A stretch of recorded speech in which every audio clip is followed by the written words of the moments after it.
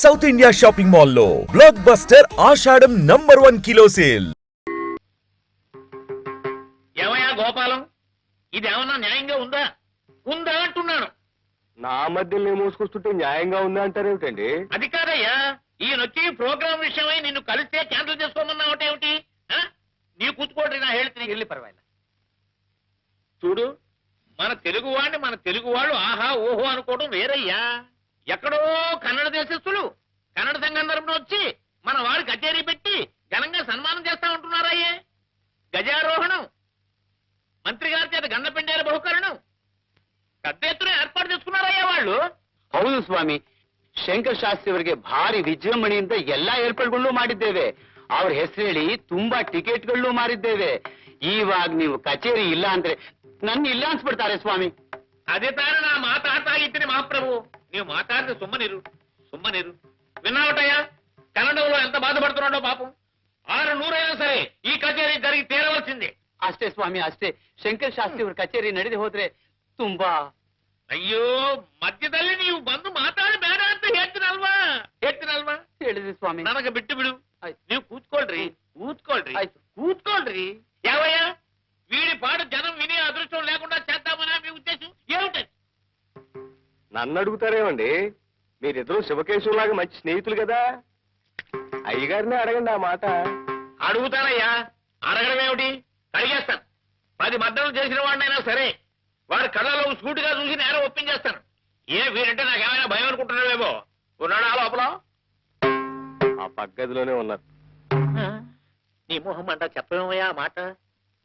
నా మాట వినుంటాడటవా? ఏమిట్రా మాధవ, ఏమిటెవరినో కొట్టేస్తాను జరిగేస్తానంటున్నావు? మీ బరదలరా, బజార్లో ఎక్కడ కూరగాయలు లేనట్టు 3 రూపాయలు తీసుకెళ్ళి 1 కిలో వంకాయలు తెచ్చింది. వంకాయలు. ఈ సంగతి గోపాలమే చెప్తున్నాను. ఏమో గోపాలం? ಏನ್ ಸ್ವಾಮಿ, ಕಚೇರಿ ವಿಷಯ ಮಾತಾಡೋದ್ ಬಿಟ್ಟು ವಂಕಾಯಿ ಗಿಂಕಾಯಿ ಅಂತ ಹೇಳ್ತಿದ್ದೀರಲ್ಲ. ನಿನಗೆ ಅವರ ವಿಷಯ ಗೊತ್ತಿಲ್ಲೇ. ಮೊದಲೇ ಕಚೇರಿ ವಿಷಯ ಹೇಳಿದ್ರಿ పట్టు. పిచ్చిని తెచ్చిందే అనుకో, అన్ని వంకాయలే తేవాలా? ఇది ఏమైనా బాగుందా? వీరు కన్నడ సంఘ సెక్రటరీ పాపం. ఇప్పుడు వంకాయలు తెచ్చిందే అనుకో, నాడిగా ఉండాలా? అన్ని పుచ్చులే. వీరు నీ కచేరీ పెట్టించి ఇప్పుడు పుచ్చులైనా గుత్తు వంకాయ వేయమన్నాను. మరి వేసి ఏడ్చిందా? మామూలు వేసి తగలబెట్టింది. వీరు గండ పెండేరు. అమ్మాయి శారదా, లోపల పెట్టమ్మా. రే ఇదిగో, నేను చెప్పిన మాట సరిగ్గా వినిపించుకుంటావా లేదా? ఏమిట్రా నువ్వు చెప్పేది? కాసేపు ఇదంటావు, కాసేపు అదంటావు, వంకాయలంటావు. అసలు నువ్వేమిటి చెప్పదలుచుకున్నది? చెప్పమంటావా? ಹೇಳಿ ಸ್ವಾಮಿ, ಹೇಳಿ ಸ್ವಾಮಿ, ಹೇಳಿ. వీరు కన్నడం సంఘ సెక్రటరీ. నీకు సన్మానం, గండపెండేరం, గజారోహణం జరిపించాలని అనుకుంటున్నారు. నువ్వు ఒప్పుకుంటావా? సంతోషిస్తాను. ఒప్పుకోకపోతే నా మీద ఒట్టే, నేను వస్తాను.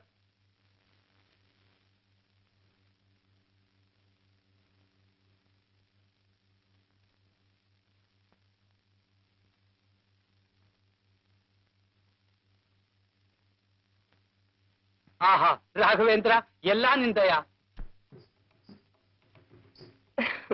ఏ రత్నపాప, తులసి ఏమంటోంది? ఏమంటారండి బాబు గారు, తమరంటే పడి చచ్చిపోతుందంటే నమ్మండి. పొద్దస్తమానం తమరి గురించే కలవరింత మా పిచ్చి తల్లికి. మొన్నెప్పుడో రోడ్డు మీద కనిపించారట. ఆ రోజు రాత్రి సగం నిద్రలో లేచొచ్చి నా మనసు మీద పడుకుని ఏం చేసిందంటే చెప్పాడు.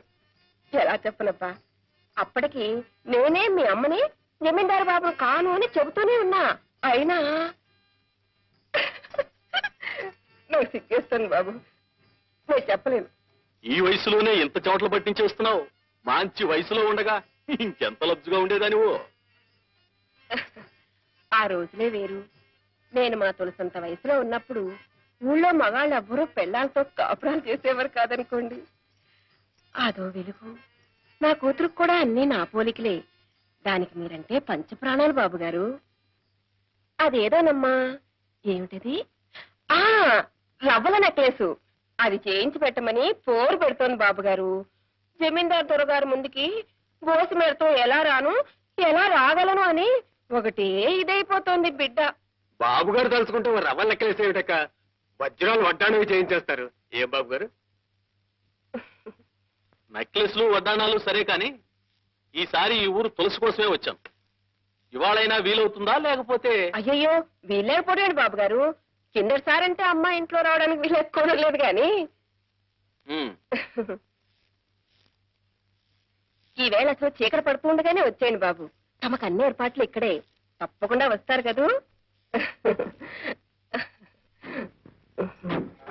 రాకపోతే నా మీద ఒట్టే.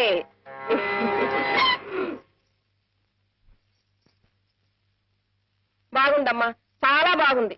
నేను ఇక్కడ ఆ జమీందారుని ఎలా కట్టుకోవాలా అని తహతాలాడిపోతుంటే నువ్వు ఇక్కడ ఈ తంబూరాలు బొంగరాలు బాగు చేస్తూ కూర్చున్నావు. చూడు, మట్టి దేవుళ్ళని మామూలు మనుషుల్ని నమ్ముకుంటే మనకి మిగిలేది బూడిదే.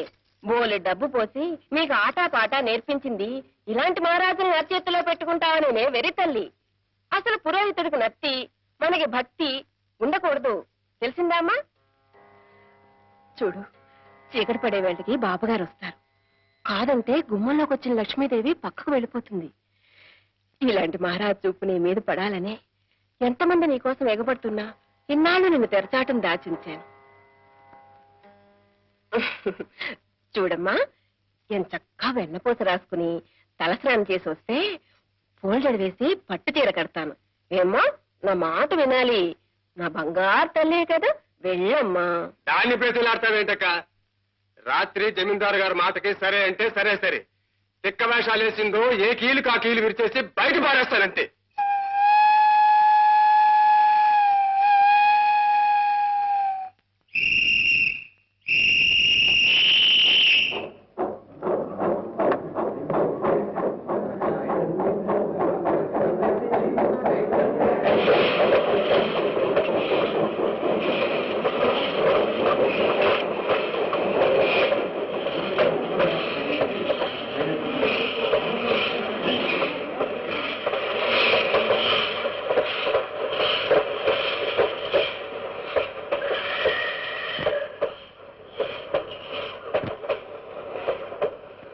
ఈ బండిలో ఉందే మరా?